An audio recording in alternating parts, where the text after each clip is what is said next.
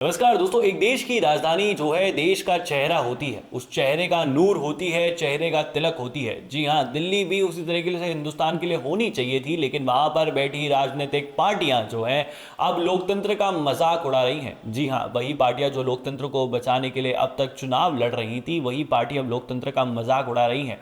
एक पार्टी जो है वो बिना स्कीम लॉन्च करे 2100 रुपए के लिए रजिस्ट्रेशन करवा रही है, वहीं पर एक पार्टी जो है वो तो पैसे देना शुरू भी कर चुकी है। क्या पूरा मामला है, आप इस वीडियो के अंत तक सब कुछ जान जाएंगे। मेरा नाम है विनम्र कूलवाल और आप देख रहे हैं तर्कबात।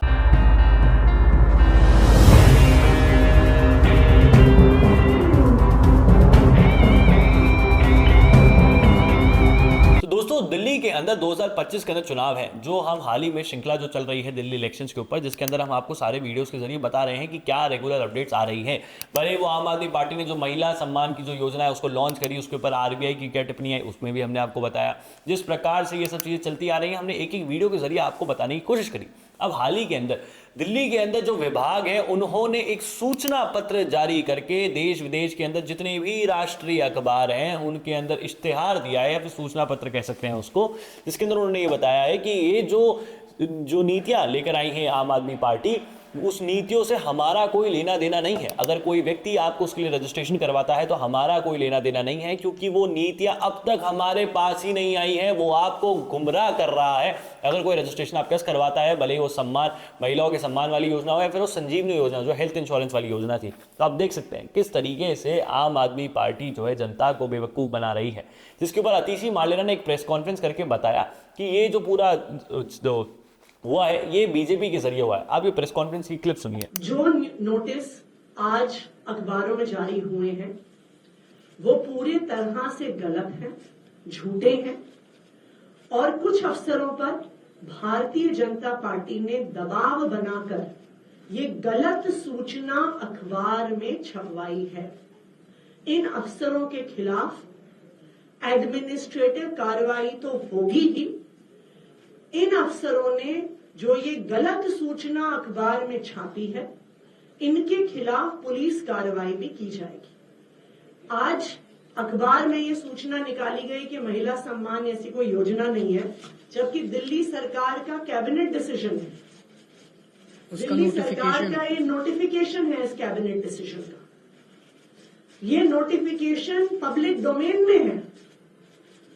तो आपने देखा किस तरीके से आतिशी मार्लेना जो है बता रही हैं कि ये सब जो चीज़ें भाजपा ने करी है। पहली चीज़ तो मुझे ये समझ नहीं आ रहा, जब ये खुद सीएम है, इनके खुद के नीचे काम करने वाले ऑफिसर्स जो हैं वो भाजपा कंट्रोल कर रही है। वो जो मतलब वो जो ऑफिसर्स हैं, वो जो वहाँ पे सरकारी बाबू बैठे हुए हैं, उनको भाजपा कंट्रोल कर रही है। तो आप सीएम किस काम की है, मुझे ये समझ नहीं आ रहा।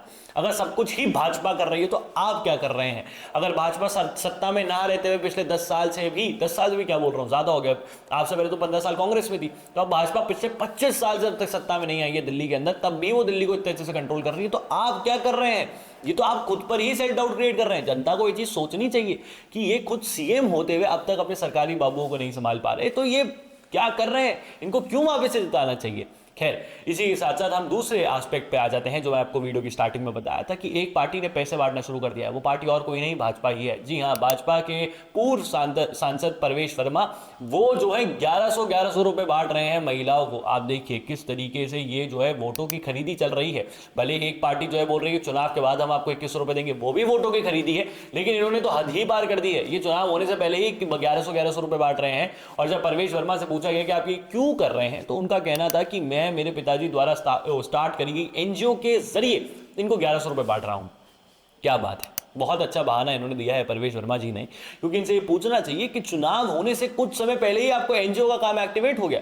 क्या बात है। और उसमें भी काम क्या एक्टिवेट हुआ है? पैसे बांटने वाला काम ही एक्टिवेट हुआ है। कुछ और काम भी हो सकता था। आप महिलाओं को सिलाई मशीन दे सकते थे, आप महिलाओं के जो मतलब आप उनको कोई रोजगार दे सकते थे, या फिर कोई सेल्फ हेल्प ग्रुप खुलवा सकते थे, आप बहुत सारी चीजें करवा सकते थे। लेकिन आपने क्या करा? आपने 1100 रुपए देना ज्यादा वो समझा कि हम 1100 रुपए दे देते हैं, वो ज्यादा महिलाओं के लिए बेहतर रहेगा, या फिर आपका वोट बैंक उससे गैदर हो जाएगा। चुनावी जो गतिविधियां हो रही हैं वो तर्कवान ढंग से कवर कर रहा है, लेकिन मैं एक आग्रह करना चाहूंगा इलेक्शन कमीशन ऑफ इंडिया से कि आप किसी के दबाव में मत आइए। आप खुद देखिए क्या चल रहा है। आप खुद एक कॉन्स्टिट्यूशनल बॉडी है, आप क्या कर रहे हैं? जिस तरीके से ये सब चीज़ें हो रही हैं, आपको कुछ तो संज्ञान लेना चाहिए। देश की जुडिशरी जो हर छोटे बड़े मुद्दे पर बोलती रहती है, इन पर क्यों नहीं बोल रही है?